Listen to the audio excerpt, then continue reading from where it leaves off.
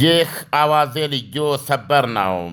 ኢራን በሆርሙዝ ሰርጥ ውስጥ ያሏትን ወታደራዊ አቅሞች ለመምታት ወይም ለመደምሰስ የሚያስችል አዲስ ዕቅዶች እየተነደፉ መሆናቸውን የአሜሪካ ወታደራዊ ባለሥልጣኖች አስታወቁም። ከዛ በፊት ግን የአሜሪካው ፕሬዝደንት ዶናልድ ትራምፕ በእስራኤልና በሄዝቦላ መካከል የነበረውን የተኩስ አቁም ስምምነት በ3 ሳምንታት ማራዘማቸውን እንመለከታለን። ትራምፕ መራዘሙን ያስታወቁት በአሜሪካ የእስራኤልና የሊባኖስ አምባሳደሮች መካከል በዋይት ሃውስ ሁለተኛ ዙር ስብሰባ እንዲካሄድ ካደረጉ በኋላ ነው።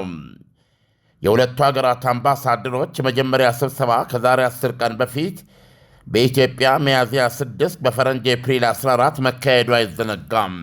የሊባኖሱ ጦርነት ሊጀመር የቻለው የመጀመሪያው መንፈሳዊ መሪ አያቶላ አሊ ካሜኒን ጭምር የገደለው የፌብርዋሪ 28 2026 በኢትዮጵያ የካቲት 21 ቀን 2018 በእስራኤልና በአሜሪካ አየር ኃይሎች የተጫረው ጦርነት በተጀመረም በሦስተኛ ቀኑ ሄዝቦላ ለመንፈሳዊ መሪ በቀል ሰሜናዊ እስራኤል ላይ መተኮስ ከጀመረ በኋላ መሆኑ ይታወቃል። ትራምፕ ናኢም በተባሉ የ73 ዓመት አዛውንት የሚመራውን ሄዝቦላና በእስራኤል መካከል የተኩስ አቁሙን ስምምነት ትሩዝ በተሰኘው ማኅበራዊ ድረገጻቸው አስታውቀዋል።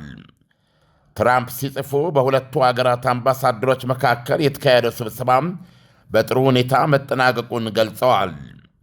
ሊባኖስ ራሷን ከሄዝቦላ እንድትከላከል ለማገዝ አሜሪካ አብራት ትሰራለች ብለዋል። አያይዘውም በጠቅላይ ሚኒስትር ቤንያሚን ኔታንያሁና በሊባኖሱ ፕሬዝደንት ጆሴፍ ኦውን መካከል በቅርቡ ስብሰባ ለማካሄድ ተስፋ አደርጋለሁ ብለዋል። ትራምፕ እንዳሉት እስራኤልና ሊባኖስ በጋራ እንዲሰሩ እናደርጋለን። ትራምፕ ሲናገሩ እስራኤልና ሊባኖስ በጋራ እንዲሰሩ እናደርጋለን ብለዋል።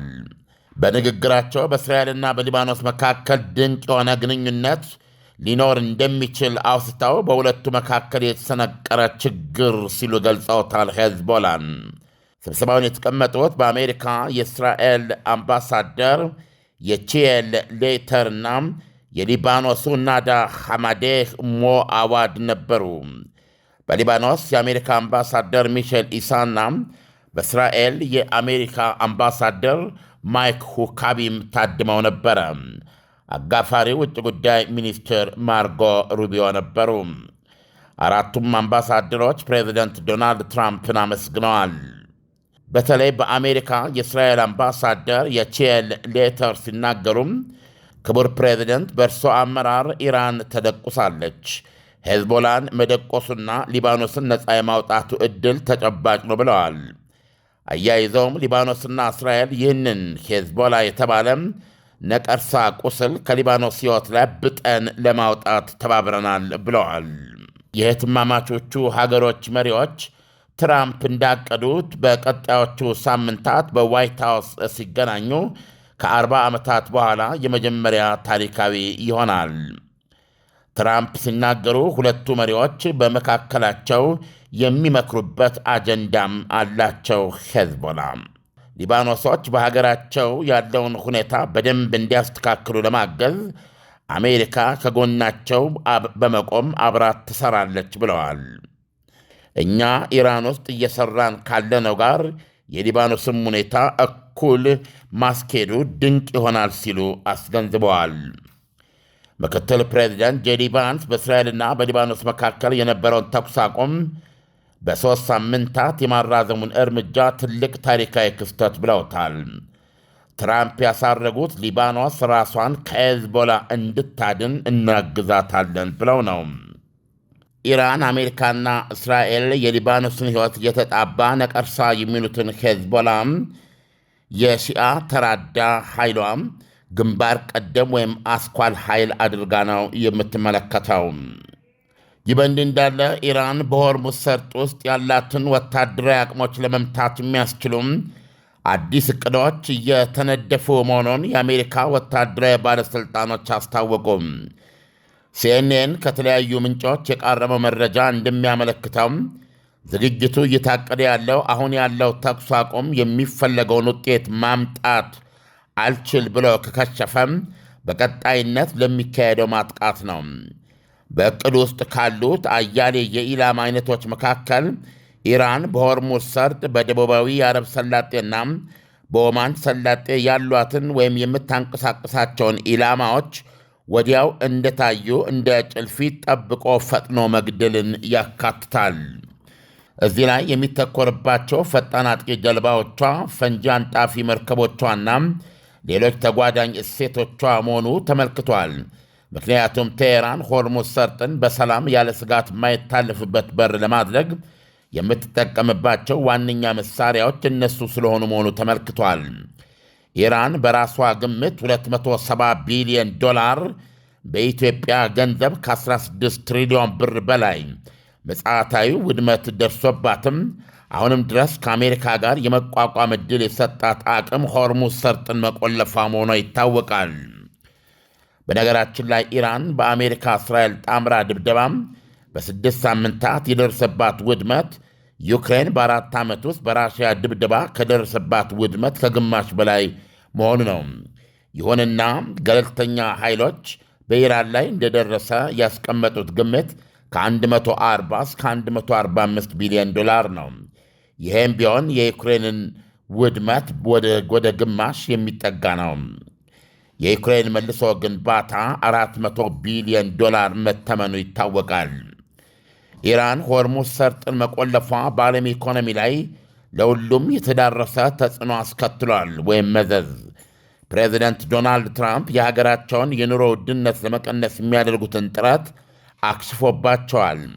በተኩስ አቁሙም ጊዜ እንኳ ኢራን በሩን ልትከፍተው አልቻለችም። የአሜሪካ ጦር የኢራንን ባህር ኃይል ኢላማ ያደረገ ቢሆንም አብዛኛው የ6 ሳምንታቱ ድብደባ ከሰርጡ ውጪ ኢራን ውስጥ እንደነበር አይዘነጋም። አዲሶቹ ዕቅዶች ግን በስትራቴጂካዊ የውሃ መተላለፊያ በር ላይ ያነጣጠረ ያበረና የተቀናበረ እንዲሆን አልሞ የሚሠራ ነው። ሲኤንኤን ከዚህ በፊት ባቀረበው ዘገባው የኢራን የውሃ ዳርቻ የመከላከያ ሚሳይሎች አሁንም ከሞላ ጎደል ሳይነኩ እንደሚገኙ ተዘግቧል። ኢራን መርከቦች ላይ መተኮስ የሚያስችሏት በርካታ ትናንሽ ጀልባዎችም አሏት። አሜሪካ ሰርጡን ለማስከፈት የምታደርገውን ጥረት ያወሳሰቡ ትናንሽ ራስ ምታቶች ናቸው። በርካታ ምንጮች ግን በሰርጡ ዙሪያ የሚደረግ ወታደራዊ ድብደባ ብቻውን ሆርሙዝን ወዲያው ያስከፍታል ተብሎ አይጠበቅም ይላሉ።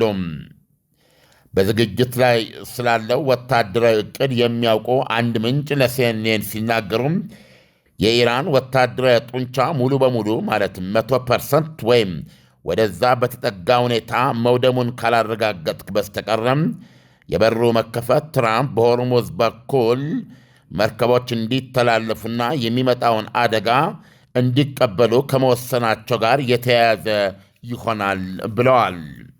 የአሜሪካ ጦር ይላል ዘገባው ከዚህ ቀደም የኢራን ጣምራ አገልግሎት የሲቪልም ወታደራዊ ተዘዋዋሪ አቅም ሊሰጡ የሚችሉ ያላቸው መሠረተ ልማቶችን የማውደሙን ዛቻም መፈጸም ይችላል። መሠረተ ልማቶቹ የተንሰራፋው የሀገሪቱን የኤነርጂ ተቋማትንም ይጨምራል ይላል። ኢራን ለሚፈለገው ሰላማዊ መቋጫም ወደ ድርድር ጠረጴዛ እንድትመጣ የሚያስገድዱ ጉዳቶች እንደሚሆኑ ተመልክቷል። ሌላው በቅዱ ላይ ያለው ስትራቴጂ አደናቃፊ የተባሉም የኢራን አመራሮችን አድኖ መግደል ነው።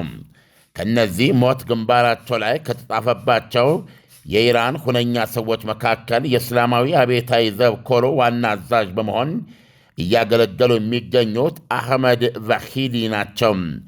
ትራምፕ በአህመድ ቫሂዲም ሆነ በሌሎች ላይ ጥቃት ማካሄድን ጨምሮ ሁሉም አይነት አማራጮች እየቀረቡላቸው ነው። ትራምፕ የኢራን አመራር ተሰባብሯል፣ ተሰነጣጥሯል እያሉ ናቸው። ኢራን መሪዎቿን አታውቅም እስከ ማለት ደርሰዋል። ኢራን በምላሹም እንደ ብረት የጠነከርን አንድነን ማለቷም ተሰምቷል። የመኖሪያ ቤቶ የት ይሁንልዎ?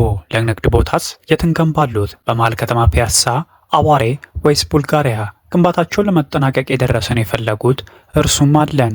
አያትና ጋርመንት ሳይታችን ላይ ከ6 እስከ 10 ወር የሚረከቡት ሙሉን ከፍለው ደግሞ እስከ 35% ቅናሽ መጠቀም ከፈለጉም ይቻላል። 7 ሳይቶችን በማስረከብ ታማኝነቱን ካስመሰከረው የ2017 የኢትዮጵያ ሪል ስቴት አዋርድ አሸናፊ ከሆነው ቴምር ቤት ወይንም የንግድ ሱቆችን ከፍ አድርገው ሲከፍሉ ከሚያገኙት ቅናሽ በተጨማሪ ከኢትዮጵያ አየር መንገድ ጋር በፈጠርነው አጋርነት በተጨማሪ አገር የሚጎበኙበትን እድል በዚህ አውደ ዓመት ወቅት ያሸንፋሉ። ቀጠሮ ይዘው ለመነጋገርና ሳይቱን ለመጎብኘት በ0901 51 9980 በቀጥታ ስልክ ወይንም በዋትስአፕ ይደውሉ። ቴምር ሪል ስቴት የህልሞ ማረፊያ። ዳንኤል፣ እንግዲህ አሜሪካ አዲስ ወታደራዊ እቅድ እየነደፈች መሆኑ ነው ይሄን ዜና የሚነግረን። እስካሁን ድረስ ጦርነቱ ያው በተኩስ አቁሙ ታግዶ ነው ያለው።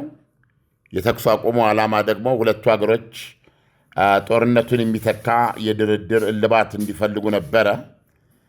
ከዚህ አንጻር በኢስላማባድ አንድ ዞር ተካሂዶ መክሸፉ ይታወቃል። እንደገና ነገሮችን ሊያርቅና ውል ለመፈራረም የሚያበቃ ሁለተኛ ዙር ሙከራ ከተሰናዳ በኋላ በኢራን መቅረት የተነሳ መክሸፉ ይታወቃል። ኢራን በዚህ በሁለተኛ ዙር ድርድር ላይ ልገኝ ወይም ልሳተፍ የምችለው አሜሪካ በወደቦቼ ዙሪያ የጣለችውን ከበባ ያነሳች እንደሆነ ብቻ ነው የሚል አቋም በመያዟ ነው። ይሁንና አሁን ከአሜሪካ እየሰማን ያለ ነው ወይም ፕሬዚደንት ዶናልድ ትራምፕ የገለጹት ከዚህ በኋላ አሜሪካ የኢራን እሳቸው የተሰነጣጠረ ወይም የተሰባበረ ወይም የተለያየ ያሉት አመራር ቡድን ተሰባስቦ አንድ ወጥ የሰላም እቅድ አቅርቦ እስከምንወያይና የሆነ ነጥብ ላይ እስክንደርስ ድረስ የማስቀምጠው የጊዜ ገደብ የለኝም፣ እንደምንምና እንደማንም ብለው ሀሳባቸውን ይዘው ይምጡ፣ እዛ የሰላም እቅድ ላይ ተደራድረን ወይ ሰላም ይመጣል ወይም አይመጣም። ዞሮ ዞሮ ሊሳካም ላይሳካም ቢችልም አንድ ምዕራፍ አንድ መቋጫ ካደረግን በኋላ ብለዋል። እንግዲህ ምንድን ነው ስለዚህ ቀነ ገደብ ስላደረጉ ኢራኖች በሚቀጥሉት ቀናት ወይም ደግሞ በሚቀጥሉት ሳምንታት እንደ አስፈላጊነቱ በተመቻቸው ጊዜ የሰላም እቅዱን ይዘው እንዲመጡ ነው። ነገር ግን ዶናልድ ትራምፕ የሚሉትን አሁን እንደሰማው ኢራኖች አይቀበሉም። ተሰባበሩ፣ ተሰነጣጠሩ፣ ተለያዩ የሚለውን የራሳቸው የፕሮፓጋንዳ አድርገው ነው የሚመለከቱት። ስለዚህ አንድ ወጥና አገዛዙ እንግዲህ መሰነጣጠር ማለት የአገዛዙ መዳከምና የመበታተን ምልክት ነው እና ይህን ደግሞ እነሱ በጭራሽ እንዲህ አይነት ነገር አልተደረገም፣ አገዛዙ እንዳለ ነው፣ አንድ ወጥ ነን ነው የሚሉት። ስለዚህም በሚቀጥሉት ቀናትና ሳምንታት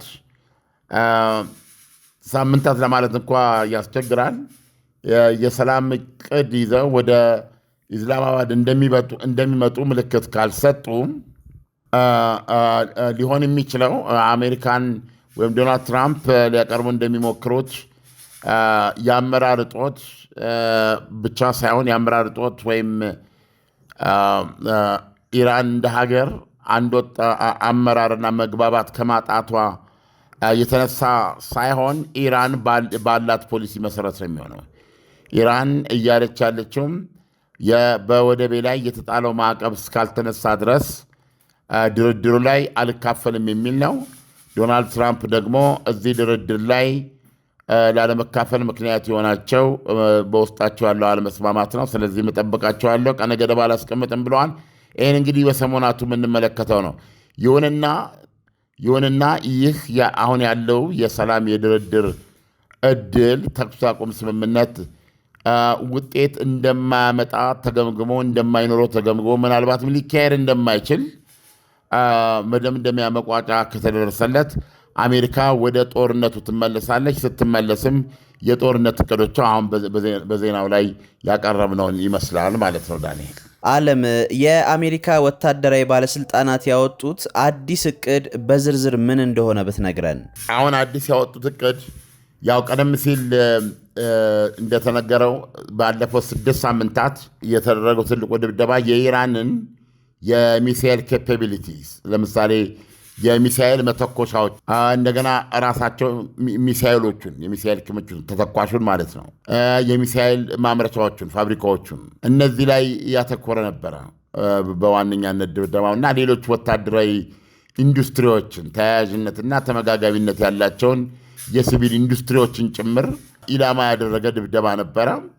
በዚህ የተገኘ ውጤት ኢራን ከጦርነቱ በፊት የነበራት 2500 ሚሳኤል ውስጥ 1000 ያህል ቀርቷታል የሚል ነው። 1500ን ብቻ ያወደመ ነበር ማለት ነው። ምንድን ነው የሚባለው የሚሳኤል ማምረቻዎቿን ከሞላ ጎደል ሁሉም የማይሰሩበትን ሁኔታ ፈጥረናል። የወደመው ወድሟል። ሌሎችም እንደዚሁ ኢራን አሁን ባለው ሁኔታ አንድ ሚሳኤል ማምረት አትችልም የሚል ነው የእስራኤል ግምገማ። ይሁንና ብዙም ሳይርቅ በአጭር ጊዜ ውስጥ የተወሰኑትን ማንሰራራት እና ማምረት እንደምትጀምር ከዓመታት በኋላ ሌላ እንደገና በሺዎች የሚቆጠሩ ሚሳኤሎች ሊኖሯት እንደሚችሉ የሚጠቁም ነው። ስለዚህ እነዚህ ላይ ነበረ የተካሄደው ድብደባ እና ወታደሮችም ላይ የተደረገ። ለምሳሌ ባለን መረጃ እስራኤል 5000 በሺህ የሚቆጠር ነው ያለችው። አንድ ግን መከላከያ ሚኒስትሩ የጠቀሱት 5000 የኢራን ወታደሮች ተገድለዋል የሚል ነው። ይሄ ከሰላማዊ ሰዎች ውጭ ነው። ሰላማዊ ሰዎች ከ3000 በላይ ናቸው። በሰው ኃይል ደረጃ ይህን ያህል ጉዳት ያደረሰም ነው። የሀገሪቱን 2 ግዙፋን የብረት ማምረቻ ተቋማትም በከፍተኛ ጉዳት ያደረሰ ጦርነት ነው። ምክንያቱም ለኢራን ቴክኖሎጂ አሁን የደረሰችበት ቴክኖሎጂ የብረታ ብረት ኢንዱስትሪው ቁልፍ ሚና ነው የሚጫወተው። እነዚህ ድብደባዎች በኢራን ላይ ተካሂደዋል። ስለዚህ በዋነኛነት የጦርነቱ ኢላማ ትኩረት በኢራን ግዛት ውስጥ ባሉት የኢራን ወታደራዊ አቅሞች ላይ ያነጣጠረ ነበረ። አሁን ከተኩስ አቁሙ በኋላ ወደ ጦርነት ቢገባ ግን የጦርነቱ ዋና ትኩረት ወደ ሆርሙዝ ሰርጥ ይዞራል ማለት ነው። አሁን ሆርሙዝ ሰርጥ ላይ ኢራን ምንም አይነት ለምሳሌ እነዚህ ፈጣን ጀልባዎች አሉ፣ ፈንጅ ከስር ከባህር ስር የሚያነጥፉ መርከቦች አሉ፣ አነስ ያሉ መርከቦች አሉ። እንደዚህም ደግሞ የዳርቻ ያልናቸው ፋርስ ባህረ ሰላጤን ተከትሎ በዳርቻ ላይ የተከለቻቸው ሚሳይሎች አሉ፣ የደበቀቻቸው እነሱ አሉ። እነዚህ ደግሞ ፈጣን ጀልባ ገንቦት የምንላቸው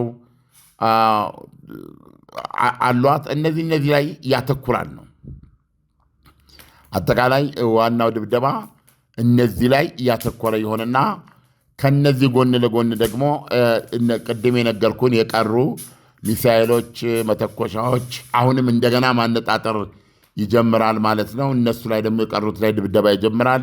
መሪዎች ላይ ወታደራዊ መሪዎች አንጻራዊ የሆኑ በአንጻራዊነት ያሉ የፖለቲካ መሪዎች ለምሳሌ ያክል በድርድሩ ላይ ተካፋይ የነበሩት የተለየ መረጃና ትንታኔ ከሌላቸው በስተቀር ጎላጎላ ብለው የወጡት የኢራን መሪዎች እንደገና ኢላማ ሊሆኑ ይችላሉ። ወይም ደግሞ በአሜሪካና በእስራኤል ጥናት እነዚህ ሰዎች አብረውን ሊሰሩ የሚችሉ ሆነው ሳለ ሁሌም ለድርድር የሚያስፈልጉ ሆነው ሳለ እነከሌ ናቸው እነዚህ ሰዎች ከእኛ ጋር በሚፈለገው መንገድ እንዳይሄዱ ያደረጓቸውን በሚሏቸው ላይ ብቻ ያነጣጥሩና እነዚህ ሰዎች ይተዋቸዋል ማለት ነው።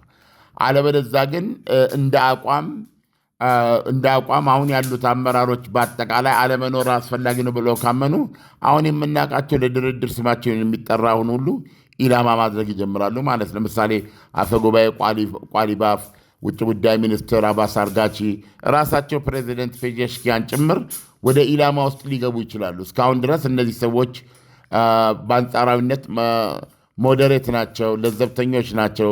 እሱንም ለዘብተኛ የሚባል ነገር የለም በእርግጥ በእነሱ መሃል ብለዋል በቅንፍ ዶናልድ ትራምፕ።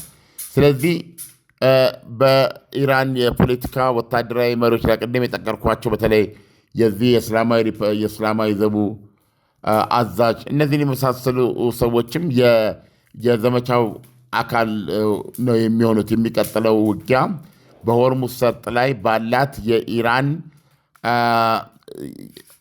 ምንድነው የተደበቀ በማንኛውም ጊዜ የተጠቀምበት የምትችል ራሱ የባህር ኃይል እንቅስቃሴ፣ የፈጣን ጀልባዎቿን ዕለታዊ እንቅስቃሴ፣ እነዚህን ሁሉ ነገሮች አተኩሮ ውጊያ የሚያደርግ ነው። በተለይም በሆርሙዝ ሰርጥ ዙሪያ ያሏትን ማንኛውም የባህር ተንቀሳቃሽ አቅሞችን ሙሉ በሙሉ ማውደም ብቻ ነው ሆርሙዝ ሰርጥን ነፃ የሚያደርገው የሚል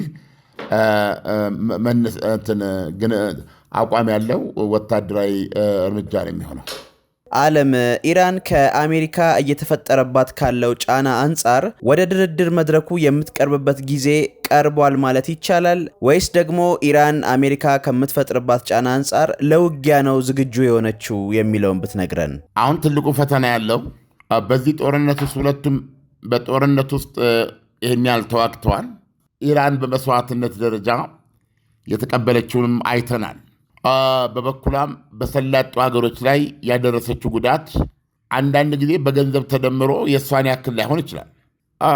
እኔ እንጃ፣ ሊሆንም ይችላል። በጣም ከባድ ጉዳት ያደረሰችባቸው፣ በጣም ከባድ ጉዳት በኋላ ነው የሚያወሩት። በነዳጅ ተቋሞቻቸው ወይም በነዳጅ መሰረተ ልማቶቻቸው፣ በተለያዩ የንግድ እንቅስቃሴዎቻቸው ላይ እና እስከዛሬ በጠገቡት ለ10 ዓመታት ያለ እንከን ያለ ጦርነት በኖሩት ሰላማዊ ሕይወት የተነሳ የጣሉትን የኢኮኖሚ መሰረት ራሳቸውን የዓለም የኢኮኖሚ መናኸሪያ ለማድረግ የቻሉበትን ስልተ ምርት የቻሉበትን መሰረታዊ ርዕዮተ ዓለምና ኢኮኖሚያዊ መሰረት ልል እችላለሁ። አይዶን እንዴት ብሎ ማስቀመጥ እንደሚቻል እሱ ላይ ያደረሰችው ጉዳት በገንዘብ አይተመን። ያን ያህል ኃይል ሊኖራት ይችላሉ። አሁን ቀጣዩ ወደ ውጊያ ከገቡ ተመሳሳይ 6 ሳምንታት በመጀመሪያ ሁኔታ ይሄን ማካሄድ ትችላለች ከተባለ ሪሊ አደጋው ከፍተኛ ነው እና ከዚህ በፊት አሁን የተባበሩት አረብ ኤሚሬት ብቻ ነበር የጠቀስነው ከአሜሪካ የዶላር አቅርቦት እንዲደረግላት አክቹዋሊ አልጠየቀችም፣ ግን በዝግጅት ደረጃ ያሳሰበች እሷ ብቻ አይደለችም። አሁን ሌሎችም ተመሳሳይ ጭንቀት ውስጥ እንዳሉ ነው የሚነገረው። ምክንያቱም የትራቭል ይሄ የጉዞ አሁን ለምሳሌ የአየር መንገዶች እንቅስቃሴ የቱሪዝም እንቅስቃሴው በየቀኑ $1 ቢሊዮን እያጡ ነው የቆዩት እስካሁን ድረስ። በጣም ነው የሚዘገንነው። ወደ ውስጥ ስትገባ ነዳጅ እየላኩ አይደለም እነዚህ ሀገሮች። ሳውዲ አረቢያስ በሜዲትራኒያን በኩል የሚወጣ የነዳጅ ቧንቧ አላት። እንደተባበሩት አረብ ኤሚሬትስ ያሉ ሀገሮች ነዳጆቻቸውን ለመሸጥ በሆርሙዝ ሰርጥ ነው የሚያስተላልፉት። ስለዚህ መሸጥ አልቻሉም። እነ ኳታር ነግሬያለሁ፣ በአንድ ምት ብቻ በአንድ ጥቃት ብቻ ሌላ ውስጥ የደረሰባትን ሌላውን ትተህ በጋዝ ወደ ፈሳሽ መቀየሪያ ማዕከሏ ላይ የደረሰው አንድ ጥቃት ብቻ ተሳስቼ እንዳይሆን ቁጥሩን $17 ቢሊዮን ውድመት ነው ያደረሰው። ይሰራ ቢባል እንኳ 5 ዓመት የሚፈጅ ማለት ነው። ስለዚህ በሰላጤው ሀገሮች ላይ የምታደርሰው ጉዳት ከፍተኛ ነው። ይሄ አቅም ይኖራታል ወይ ነው እና ስደት አንብሊ በብላውን ስታነብ 30 ሺህ እንግሊዛውያን ከተባበሩት አረብ ኤሚሬት ለቀው ሄደዋል የሚል እንግሊዛውያን ብቻ ነው የማወራ። ምን ያህል አሜሪካውያን ሄዱ፣ ጃፓናውያን፣ ጀርመናውያን እንዲያል ካስላው የነ ዱባይ ኢኮኖሚ የዓለም ኢኮኖሚ ነው። ከሰላሙም የንግድ አመችነቱም በአጠቃላይ የሀገሪቱ ሁለንተናዊ ብቃት ለዘመናዊ ህይወት ያላት ዝግጅት እና ዘመናዊ መሰረተ ልማቶች እነዚህ ናቸው እሴቶቹ። እነዚህን ነው እየመታች ያለችው። ስለዚህ አሁን የንግድ ለመስራት እዚህ ነው ቦታው ብለው የተለያየ ካፒታላቸውን ይዘው የገቡ ተቋማት ምንድነው ቢዝነሶች፣ ኢንተርፕራይዞች፣ ድርጅቶች፣ ኩባንያዎች አሁን ኤግዞደስ ስለዚህ እንደ አገባባችሁ ሊወጡና የሀገሪቱን ኢኮኖሚ ሊያራቁቱት ይችላሉ። ይዘው የገቡትን ካፒታል ነው ይዘው የሚወጡት እና ከዚህ አንጻር ኢራን ኦፕሽን አላት። አቅሙ ካላት አሁንም ለሌላ ዙር የሚበቃ አቅም ካላት እንዲህ አይነት ጉዳት ለማድረስ ትችላለች። ምናልባትም ኢንዴሊብል የሆነ ማትሰርዘው ምንድን ነው አሻራው የሚቀር ማለት ነው። ስለዚህ ይሄ አንዱ ነው። ለምንድን ነው ይህን ማድረግ ያለበት? ሁለተኛ ሆርሙዝ ሰርጥን ለመዝጋት እንደዘጋ መሟሟት አለባት። ለምን ያልከኝ እንደሆን ኢራን በዚህ ጦርነት ውስጥ ሁለት ነገር ፈልጋለች። አንዱ ጦርነቱ የሰጣት ነው። አንዱ ግን ከጦርነቱ በፊት የፈለገችው ነው። ያም ምንድን ነው? ከዚህ በኋላ አሜሪካና እስራኤል በምንም አይነት ውጊያ እንደማያካሄዱባት ዋስትና የተገባለት ሜካኒዝም ያለው መቆጣጠሪያ ሜካኒዝም ያለው ስምምነት ትፈልጋለች። ከዚህ በኋላ ምንም አይነት ጦርነት እንደማይገጥማቸው ሆነው መኖሩ ነው የሚፈልጉት። ይሄ ዋናው የጦርነቱ ዓላማቸው ነው። ከጦርነቱ በፊት ያደረጉት ነው። ሁለተኛው ነገራቸው ደግሞ በሚሳኤል ምርታቸው በሚሳኤል ኬፓቢሊቲያቸውና በዚህ በሺአዊ ተራዳ ላይ ምንም አይነት ድርድር እንዳይጠየቁ እነዚህን እንደ መብቶቻቸው ተቆጥሮ እንዳይነሱ እንደ ጥያቄ እንዳይነሱ በኒውክሊየር ፕሮግራማቸው ላይ ግን ድርድር ያደርጋሉ። ድርድር ቢያደርጉም ዩራኒየምን ለሰላማዊ ዓላማ የማበልጸግ መብታችን በጠቅላላ ሊሰረዝብን አይችልም የሚል አቋም አላቸው። እንደዚህ የበለጸገው 460 ኪሎ ግራም 60 በመቶ የበለጸገ ዩራኒየም ጉዳይ ነው። እዚህ ላይ ነው ድርድሮች እንዲካሄድ መጀመሪያም እንትን ያላቸው። አሁንም በነገራችን ላይ በኢስላማባድ ሲካሄድ የነበረው ድርድር ቤዚካሊ በእነዚህ በኒውክሌሩ ላይ ብቻ የሆነ ነው እንጂ እስራኤል እንደምታሳስበው ሚሳኤሉና የተጋትሮ ተራዳውን አላነሳም። ምክንያቱም እንዳልኩ ሚሳኤሉ አሁንም 1000 ሚሳኤል አላት ኢራን። እንደገና ደግሞ ብዙም ሳይቆይ ባጠረ ጊዜ ከወደሙ ፋብሪካዎቿ እንደገና እፍ ብላ አንዳንዶቹን ማሰራት ትችላለችና በጥቂት ዓመታት ውስጥ ነገሮችን ወደ ነበረበት ሁኔታ ለመመለስ ትችላለች የሚል ነው የራሱ የእስራኤል ግምገማ። ስለዚህ እነዚህ ላይ እንግዲህ አሁን ሁለተኛው ዙር ከመጣ ሌላ እድል ያገኛሉ ማለት ነው አሜሪካና እስራኤል ይህንን የሚሳኤል ክምችትና ሌሎችን ከማውደም አኳያ ጥሩ አጋጣሚ ነው የሚሆናቸው ማለት ነው። ስለዚህ ኢራኖች የሚፈልጉት እንግዲህ ቀደም ሲል እንደነገርኩ በዚህ ጦርነት ማግኘት የሚችሉት ዳግም ጦርነት እንደማይደረግባቸው በተጋትሮ ተራዳና በሚሳኤሉ ላይ ድርድር እንዲቀርብ አይፈልጉም። ይሄ እንደተጠበቀ ሆኖ ዳግም ጦርነት አይመጣባቸውም። እንደገና ደግሞ አሁን በጦርነት ውስጥ ያገኙት ምንድነው ትሩፋት ወይም ደግሞ ምንድነው ይሄ ምንድነው ዱብዳ አላቅም ሊባል እንደሚችል እሱ ምንድነው እንደ ኒውክሊየር እየተጠቀሙበት ያለ የሆርሙዝ ሰርጥ ነው። የሆርሙዝ ሰርጥን በኢራን ሉዓላዊነት ውስጥ ይገኛል ቢያንስ 8 ኪሎ ሜትሩ። ስለዚህ በኢራን ሉዓላዊነት ስር እውቅና አግኝቶ አንዳንድ ውይይቶችና አንዳንድ ከስር ያሉ ማስተካከያዎች ገብተው ኢራን በሰላሙ ጊዜ ግብር ቀረጥ እያስከፈለች የምታስተላልፍበት ጥሩ የኢኮኖሚ ምንጭ የሚሆናት ማለት ነው። አሁን ባለው አካሄድ በአንድ መርከብ $2 ሚሊዮን በዓመት እስከ $7 ቢሊዮን ሊያመጣላት የሚችል ነው። ይሄ ተቀባይነት እንዲያገኝላት ትፈልጋለች። ስለዚህ ጦርነት የሚያደርግ ነው። እንግዲህ ደግሞ የአሜሪካን አቋም እዚህ ጋር ይታል። በሩ የሆርሙዝ ሰርጥ የዓለም ነፃ መተላለፊያ መሆኑን ለማረጋገጥ ነው ከ7 ሳምንት በፊት እንደነበረው።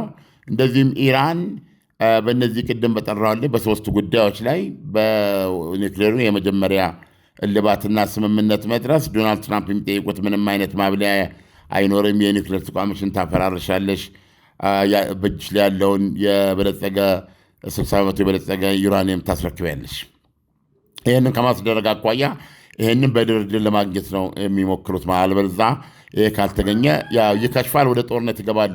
ወደ ጦርነት ከገቡ እንግዲህ የመጨረሻ ውጤት የሚሆነው የፈለግከውን ሁሉ ታጣለ ወይም እንድታጣ ማድረግ አለባቸው። አንዳቸው ሁለታቸው ማለት ከሁለት አንዱ አሸናፊ መሆን አለበትና አሸናፊ የሆነው አካል ተሸናፊውን አካል ሁሉንም የፈለገውን ነገር ማሳጣትና ማንበርከክ እና ፍላጎትን ሙሉ በሙሉ መጫን አለበት ማለት ነው። በሌላ አነጋገር ምን ማለት ነው? ኢራን ፕሮባብሊ አገዛዟ አሁን ተርፏል። እንደገና ደግሞ ሌሎች ወታደራዊ መሪዎች ኢላማ ይሆናሉ። እንደገና ሆርሙዝ ሰርጥን የዘጋው አጠቃላይ ባህር ኃይሏ፣ አየር ኃይሏ ገለመሌ የሚባለው ቅድም እንደሰማኸው 100% በሚባል ደረጃ ሊጠፋበት የሚችልበት አይነት ጦርነት ነው የሚካሄደው ማለት ነው። ውጤታማ ይሆናል አይሆንም ከሂደት የምናየው ነው። ከሆኑ ግን የመጨረሻው መጨረሻ ምንድን ነው የሚሆነው? የኢራን አገዛዝ እንዳገዛዝ ምንም ማድረግ የማይችል ይሆናል ማለት ነው። እና ይሄ ደግሞ ምን አይነት ሁኔታዎችን ያስከትላል? ምርኮ ነው የሚሆነው። የምርኮ ጥያቄ ደግሞ የተባልከውን ታደርጋለህ። የሚደረገው ስምምነት ምርኮ ላይ መተህ ትፈርማለህ ማለት ነው። ስለዚህ ሁለቱ የሚገኙበት በዚህ ነው። እንግዲህ በአሜሪካኖች በኩል ያለው ስትራቴጂ ምን እንደሆነ ያው በዚህ ላይ ያቀርበናል። በአሜሪካ ስትራቴጂ ውስጥ ኢራን አለች፣ ማነች እስራኤል አለች። እስራኤል ደግሞ ለዚህ ምን አይነት ምላሽና ዝግጅት እንዳላት በሰጠች ጊዜ ለአድማጮች ይዘን እንቀርባለን። ዓለም ኢራኖች እንደሚሉት አሜሪካ የሆርሙዝ ሰርጥ ላይ ያደረገችውን የጦር ከበባ ካላነሳች ምንም አይነት ድርድር አናደርግም ሲሉ፣ አሜሪካ ጦሯን ለረጅም ጊዜ ሰርጡ ላይ ባቆየሽ ቁጥር ኢራኖች ከድርድሩም በላይ ኢኮኖሚያቸው ላይ ትልቅ ተግዳሮት ስለሚፈጥርባቸው እስከ መቼ በዚህ ሁኔታ ሊቆዩ ይችላሉ የሚለውን ብትነግረን። አሪፍ ጥያቄ ነው። መልስም ነው ጥያቄ። ዛት ዘ ጌም። ለምንድን ነው ዶናልድ ትራምፕ ምንም አይነት የተኩስ አቁም ምንድነው ቀነ ገደብ አላደርግም ብለዋል። ኢራኖች እንግዲህ ተነጋግረው ሲችሉ አንድ ወጥ ሀሳብ ይዘው ይምጡ። ከዛ በኋላ ይዘው የመጡት ሀሳብ ላይ እንደራደርና የሚሆነውን ነገር እናያለን። ከዛ በኋላ ያን ካየን በኋላ የተኩስ አቁሙ ጉዳይ በዛው ያበቃል፣ ወይም የተኩስ አቁሙ ተራዝሞ ለሌሎች ችግሮች በድርድር ለመፍታት እንሄዳለን የሚል አቋም ነው የያዙት። እንደውም ጋዜጠኞች ጥያቄ ሲያቀርቡላቸው አታጣድፉኝ፣ ጊዜ ያለኝ እኮ እኔ ጊዜ የሌላቸው እነሱ ናቸው ብለዋል ኢራኖችን። ስለዚህ አሁን ምንድነው አሁን ኢራኖች ከ10 ቀን በላይ ከውጭ ማስገባት አልቻሉም፣ ከውስጥም ወደ ውጭ መላክ አልቻሉም። ነዳጃቸውን እየሸጡ አይደለም፣ በዛው መጠን ደግሞ ከውጭ እየገዙ ለህብረተሰቡ የሚያስፈልጉን ፍጆታም እያቀረቡ አይደለም። ስለዚህ እንዳልከው ጫናው በማን ላይ እየቆየ ሲሄድ ኢራኖች ምን ያህል ጊዜ መቋቋም ይችላሉ? ብዙዎች የሚያስቀምጡት ግን የባህር ከበባ 1 ወር ካስቆጠረ ለኢራን የማይቻል ሁኔታ ይፈጥርባታል የሚል በተደጋጋሚ እየተሰጠ ያለ አስተያየት ነው። ስለዚህ ፕሮባብሊ እንግዲህ ዶናልድ ትራምፕ አታስጨንቁኝ፣ አትክፉ፣ አትገፍትሩኝ፣ ጊዜ እኮ አለኝ ማለታቸው ከዚህ ጋር የሚታይ ነገር ነው። ምንድነው ችግሩ? አዎ ታይም ኢዝ ኦን ዘ ሳይድ ኦፍ ዘ ፕሬዚደንት ሊባል ይችላል። ግን ምን ችግር አለ? 1 ወር ይሄ ሁኔታ ቀጠለ፣ ወይም ዶናልድ ትራምፕ የጣሉትን ኬላም የኢራንን አመልጥ በማንኛውም መንገድ የሚንቀሳቀስ አሁን አንድ መርከብ የኢራንን ነዳጅ የያዘች መርከብን በቁጥጥር ስር አድርገዋል። ውርስ ለቤተ መንግስት ነው ልብ አድርግ። መርከቧም ነዳጁም ለአሜሪካ ነው የሚሆነው። እንደዚሁም ደግሞ የያዙት በጣም ግዙፍ የሆነ የኢራን የቃጫኝ መርከብ አለ። ውስጡ ቻይና የላከችው ጦር መሳሪያ ተገኝቷል የሚሉት እነዚህን ሁሉ በእጇ እያስገባች ነው አሜሪካ። አዎ ለአሜሪካ በጣም አዋጭ ነው። ነገር ግን 1 ወር ይጠበቁ ማለት ደግሞ በዚህ መካከል ይህ የነዳጅና የጋዝ ዋጋ ዓለም ላይ ከ1 ወር በላይ ተራዝሞ በዚህ ሁኔታ አሁን ባለው መጠን ይቀጥላል ማለት ነው። የዓለም የኢኮኖሚ ጫና ወይም ክራይሲስ በዚህ ሁኔታ ይቀጥላል ማለት ነው። ለማንኛውም ኢራኖችም በዛው መጠን ጉዳቱ ከፍተኛ ነው የሚሆንባት። ጉዳቱ ከፍተኛ ከመሆኑ የተነሳ ነው ወደ ድርድሩ ሳይመጡ የቀሩት። ቢፈልጉ ዶናልድ ትራምፕ የኢራንን ድልድዮችና የኤሌክትሪሲቲ በአጠቃላይ የኤሌክትሪክ አገልግሎት የኤሌክትሪክ ማመንጫ ማስተላለፊያ ምናምን የሚባሉ መዋቅሮችን ሁሉ እያፍርሱ እንጂ አንሄድም የሚል አቋም የያዙት ማለት ነው። ስለዚህ ምናልባት በድፍረት መናገር ቢያስፈልግ በዚህ ሁኔታ መራዘምና የኢራን ወደብ ነፃ አለመሆን ኢራን ነፃ ልታደርገው የምችልበት ሁኔታ እስከሌለ ድረስ ጉዳቱ በኢራን ላይ የሚብስ ነው የሚመስለው። ዓለም ለሰጠህን ትንታኔ በጣም አመሰግናለሁ። መልካም ቀን ይሁንልህ። መልካም ቀን ዳኒ። የመኖሪያ ቤቶ የት ይሁንልዎ? ለንግድ ቦታስ የት እንገንባሎት? በመሃል ከተማ ፒያሳ፣ አዋሬ ወይስ ቡልጋሪያ? ግንባታቸውን ለመጠናቀቅ የደረሰን የፈለጉት እርሱም አለን። አያትና ጋርመንት ሳይታችን ላይ ከ6 እስከ 10 ወር የሚረከቡት ሙሉን ከፍለው ደግሞ እስከ 35% ቅናሽ መጠቀም ከፈለጉም ይቻላል። 7 ሳይቶችን በማስረከብ ታማኝነቱን ካስመሰከረው የ2017 የኢትዮጵያ ሪል ስቴት አዋርድ አሸናፊ ከሆነው ቴምር ቤት ወይንም የንግድ ሱቆችን ከፍ አድርገው ሲከፍሉ ከሚያገኙት ቅናሽ በተጨማሪ ከኢትዮጵያ አየር መንገድ ጋር በፈጠርነው አጋርነት በተጨማሪ አገር የሚጎበኙበትን እድል በዚህ አውደ ዓመት ወቅት ያሸንፋሉ።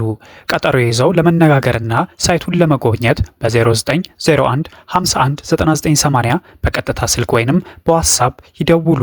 ቴምር ሪል ስቴት የህልሞ ማረፊያ